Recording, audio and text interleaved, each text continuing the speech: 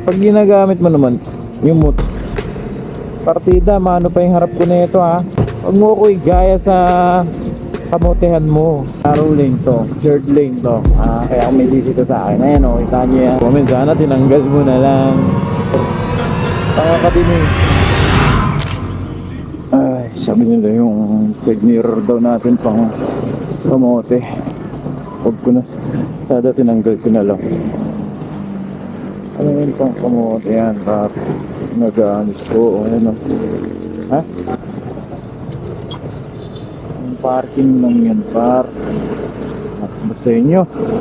Bakit ba sinabihan tong side mirror ng kamote? Hey! Hindi ko alam bakit sinasabihan yung side mirror ng kamote to eh. Pag ginagamit mo naman yung motor ayun oh. Ano yan, hindi yan nakatupi. Kapag nakapark lang yan tinutupi. Pagka tambike, ganun, tutupi mo yan. Pero ganito na maandar ka, huwag mo itupi. Hirap sa inyo eh. Ato kayo nagagalit sa akin dahil side mirror daw ng kamote. Nakikita ko nga yung gamit yung side mirror, halos wala nang makakita sa likod. Tapos dito magagalit kayo. No, kitang kita nyo ba? Kitang kita yung likod ko. Wala pang grado, walang alog, steady. Partida, mano pa yung harap ko na ito ha. Matagtag dahil naka-lowered ako. Pag malubak, maalon yung aking motor. Tumana ako sa humps, di man lamang gumalaw. Huwag kayong mag-aalit kung ganito yung side mirror ko. Side mirror ng kamote. Tawa kasi ako doon, nag-comment dalawa, tatlo ata ay nag-comment na yon. Galit na galit dito sa side mirror ko. Meron ng vlogger na pulis na nag-explain na pwede naman yung ganito, basta kapag ginagamit mo yung motor mo, ganyan, ayos yung side mirror mo, hindi siya nakatupi. Kaya talaga masyado kayong nagagalit, kaya ako na i-visit that. Ganun talaga. Ewan ko, meron yata isa kasi nahuli. Para yung side mirror niya daw hindi niya lang naibalik sa pwesto. Ang bobo mo kasi bakit hindi mo binalik sa pwesto, alam mong gagamitin mo? Ako ginagamit ko, nakapwesto yan, di ba? Ikaw, pag mo ko igaya sa kamotehan mo, mas kamote ka totoo lang, hindi ako yon. Hindi sa side mirror yon kundi nasa sayo, sa gumagamit, hindi sa bagay dahil kung pangkamote yan ay ewan ko na lang sa'yo. Dami akong kakilala, hindi naman nahuhuli neto, hindi naman inuhuli, hindi nasisita kahit na checkpoint. Sa paggamit na lang yan eh. Paano mo siya gagamitin eh? Kung ginamit mo yan tapos umaandar ka, yun ay ng kamote, hindi yung side mirror. Kung gumagamit,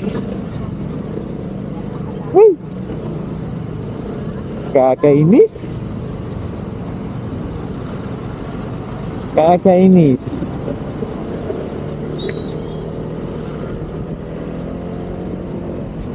Ikaw yung kamote kasi nahuli ka. Yung side mirror mo, hindi mo binalik. Kaya noon, hindi mo binalik sa pwesto kung paano siya tamang gamitin. Ganun lang yun. Ayun, walang side mirror. Ayun, kamote yun. Pero yung ganito, yung side mirror mo, pero ginagamit mo sa maayos, hindi kamote yun. Pero yung side mirror mo, hindi ganito, tapos hindi mo binalik sa ayos, hindi mo pinalik kung paano mo gamitin. Hmm.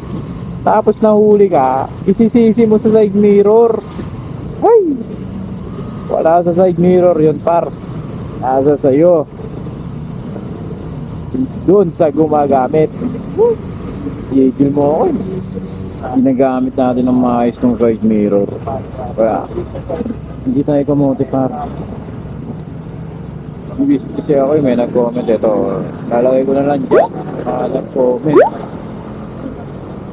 Hindi sila daw nahuli. Meron dyan nag-comment eh. Nahuli daw siya dahil hindi niya lang naibalik yung side mirror sa dati. Ayun, par. Kamuti ka talaga pag ganun. Eh, nagdadrive ka tapos hindi mo binalik sa dati. Normal ka ba? Ikaw ang kamuti, hindi itong side mirror. Dahil kung kahit hindi ganito yung side mirror mo at hindi mo binalik paano mo gamitin yan ng tama, eh, kamuti ka, par. Ganun lang yung kanina eh, no? Medyo mali pala yung pagkakasabi ko na hindi side mirror yung kamote. Kumbaga, ganito, hindi yung mga nakaginto ang kamote, ayun pala ang tama. Hindi yung sa mga gumagamit ng holding ng kamote. Kumbaga, ikaw ang kamote, par. Yung nagtupi, tapos ginamit mo na hindi mo binabalik kung paano gamitin yung side mirror, par. Ayun ang kamote, ikaw ang kamote, hindi kami na gumagamit nito ng maayos. Gumagamit na ng side mirror na maayos. May kita mo yung side mirror ko, diba?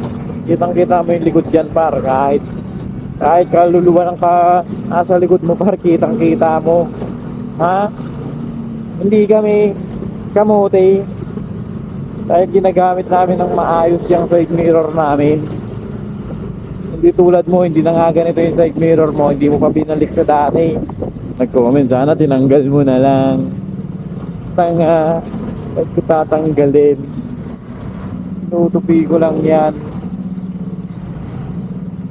Diba? Kaya nga, yan to binili ko para tinupi na lang at hindi tinatanggal yung side mirror. Tanga ka din eh. Yan dyan sa word ko kasi comment na ganun eh, tanga daw eh. Sana tinanggal na lang eh. Hindi ko ba alam sa mga yan? Bakit gano'n? Yan, pag ganito mo lang itutupi yan. Paparking mo. Hindi yung nagamit mo ng mga under ka sa alsada. Yan, yan. Dito, diba? Hindi mo nagagamitin eh. Tupiin mo na siya. Para hindi pangit tingnan. Sa mga umiiyak, eh bahala kayo dyan. Tiya. Ewan ko ba sa inyo?